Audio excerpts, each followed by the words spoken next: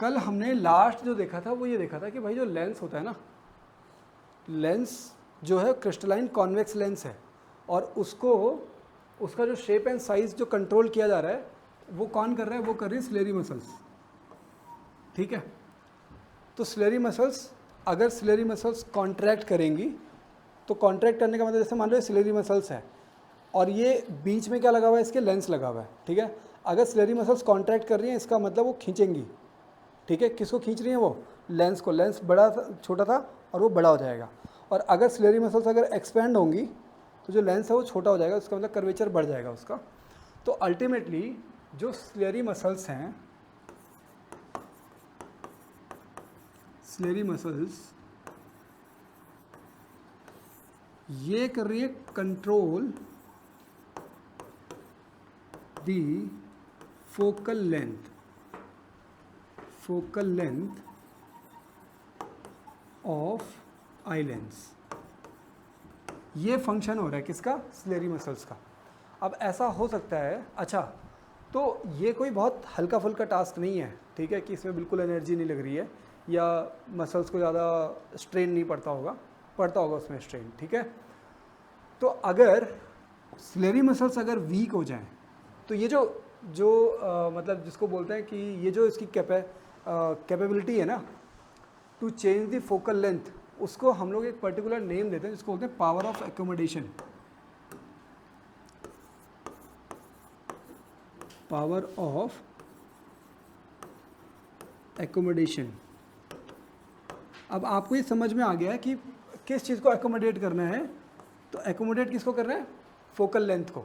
ठीक है, focal length को एकोमोडेट कर रही है, कौन कर रहा है, सिलेरी मसल्स कर रही है। तो पावर ऑफ एकोमोडेशन क्या हो गया, ability of our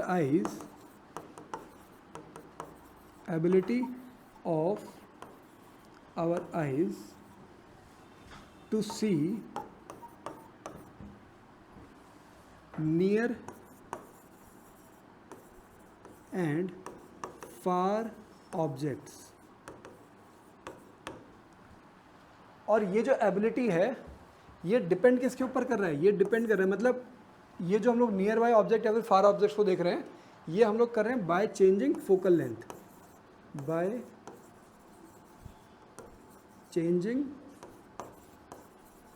focal length of eye lens. और ये कर कौन रहा है, तो ये कर रहा है सिलेरी मसल्स। और इसका मतलब ये हुआ कि अगर किसी इंसान की सिलेरी मसल्स अगर वीक हो जाएं, ठीक है, अगर किसी इंसान की अगर सिलेरी मसल्स अगर वीक हो जाएंगी तो वो जो उसका जो लेंस जो नियर बाय ऑब्जेक्ट को फोकस कर रहा था या जो फार ऑब्जेक्ट्स को जो फोकस कर रहा था वो थोड़ा डिफिकल्ट हो जाएगा। समझ में आ रहा है अभी।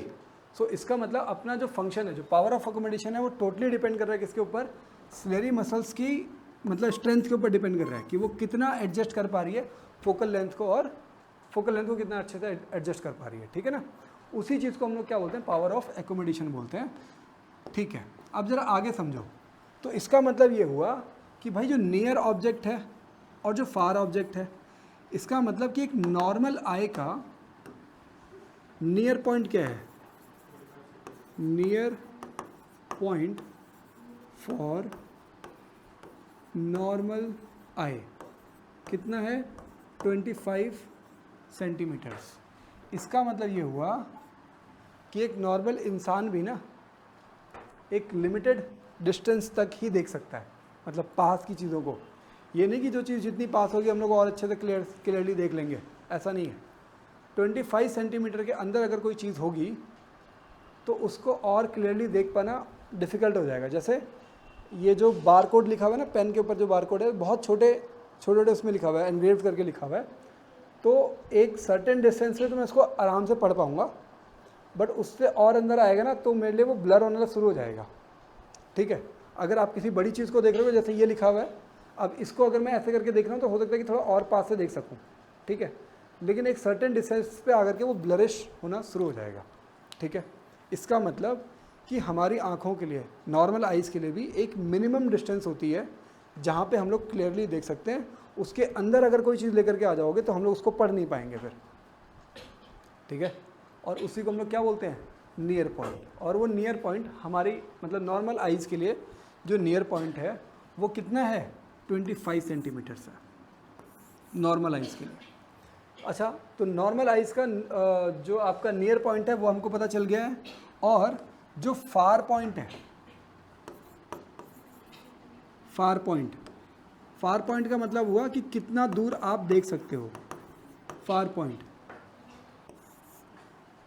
मतलब आप मैक्सिमम कितने डिस्टेंस पे देख सकते हो। सो आप लोग मून को देखते हो ना, और उसके डिस्टेंस ऐसा तो हमने मेज़र नहीं किया, इसका मतलब कि वो बहुत ही ज़्यादा दूर है। स्टार्स को भी आप लोग देख पा रहे हो, हाँ क्लियरली वो कितना बड़ा या फिर उसके अंदर क्या क्या चीज़ें हैं वो चीज़ें देखना तो आपके लिए पॉसिबल नहीं है, बट आप लोग स्टार्स तक भी देख सकते हो। इसका मतलब कि जो अपना फार पॉइंट है वो क्या है, वो है इन्फिनिटी, कि आप लोग मैक्सिमम कितनी दूरी तक देख सकते हो, तो इन्फिनिटी तक देख सकते हो। बात समझ में आ रही है अभी? ठीक है, तो फार पॉइंट अपना क्या है, इन्फिनिटी है, और नियर पॉइंट क्या है अपना 25 सेंटीमीटर्स। इतना समझ में आ गया?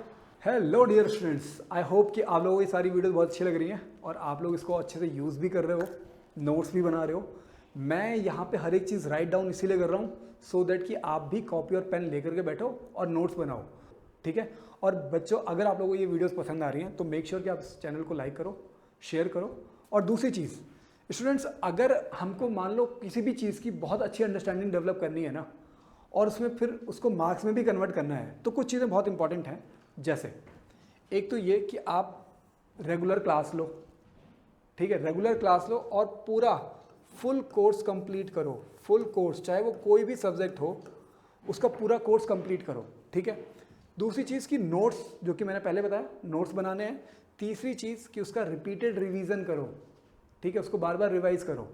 और डियर स्टूडेंट्स, आप सबके लिए ये सारी चीज़ें अवेलेबल करने के लिए मैंने क्या किया है कि मैंने ये चीज़ें आपको, एक एप्लीकेशन है हमारी एंड्रॉयड एप्लीकेशन, जो कि प्ले स्टोर पे मिलेगी, एंड्रॉयड एप्लीकेशन है।